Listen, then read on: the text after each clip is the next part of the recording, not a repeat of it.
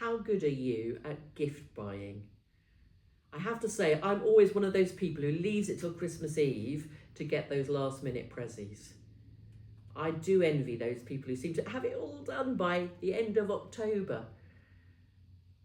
I'm always worried too, of course, about that unexpected guest that might just turn up, complete with lavishly wrapped, fantastically thoughtful gift, and I've not even considered one.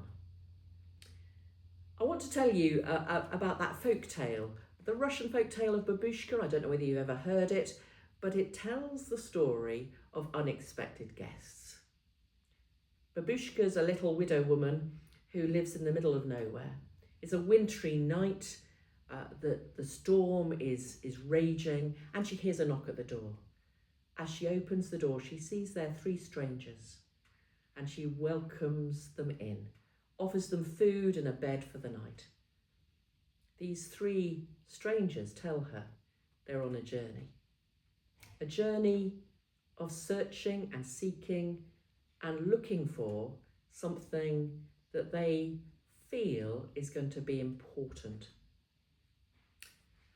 I have here 3 knitted kings or wise men that my mum has made for our crib set that always play a part in our Christmas celebrations. And of course, it was those 3 strangers that we're talking of in this particular Russian folk tale. They had seen a star in the east. They had searched out and discovered something of the possibility of a new child being born who is going to be important. And here they are on their journey, knocking at Babushka's door.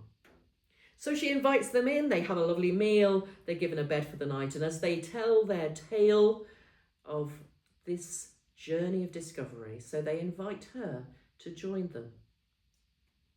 Well, Babushka is somebody who thinks highly of making sure that her home's kept neat and tidy. She's also somebody who's grieving the loss of a child herself. Many years before, she's put those lovely gifts that were given to her when he was born away. So her response is, yes, I'd love to come, but let me tidy up first. Let me organise things. Let me get myself in order and ready, and let me, of course, find a gift suitable for a baby.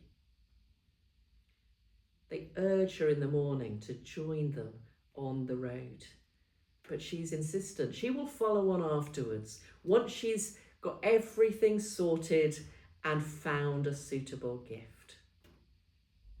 They, of course, have their gold, their frankincense, their myrrh, which we know has real significance.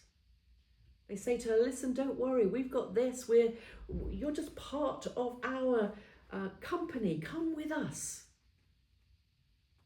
The tale ends in the sadness of Babushka having completed the tasks of housework, having found perhaps a rattle or a wooden carved toy that she can take, trying to follow in the footsteps of the kings and struggling to find the way. They've moved on everywhere she goes and the doors she knocks on. They've been here, but they're now gone. She never finds the baby. What a sadness that somehow the gift buying seemed to take up all of that attention, and often does in our lives, doesn't it?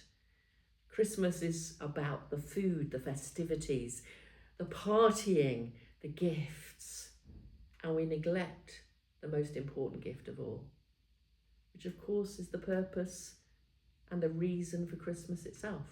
The fact that God so loved the world, this world that he's created, us whom he's made in his image, that he decided he was going to come and be part of it with us and send his only son to be born as a babe in a manger, a vulnerable child, a baby who demands attention. And yet so often at Christmas time, this babe gets very little attention because we fail to recognise God's greatest gift to us. I want to encourage us this Christmas time to recognise something of that incredible gift of God's love. What an amazing thing to do, to come and give yourself. This Christmas, our opportunity is not just to find suitable gifts for a baby or for those friends or unexpected guests at our door, but to think about perhaps the beauty of that Christina Rossetti poem that says, well, listen, wise men may play their part, shepherds may bring a lamb, but what do I have to give him? I give my heart. That's the message this Christmas. Remembering how God has shared his heart with us, and all he looks for from us is our response of giving ourselves to him. So may I wish you a very happy Christmas. May you discover the joy and grace and love of the celebration and experience that gift for yourself.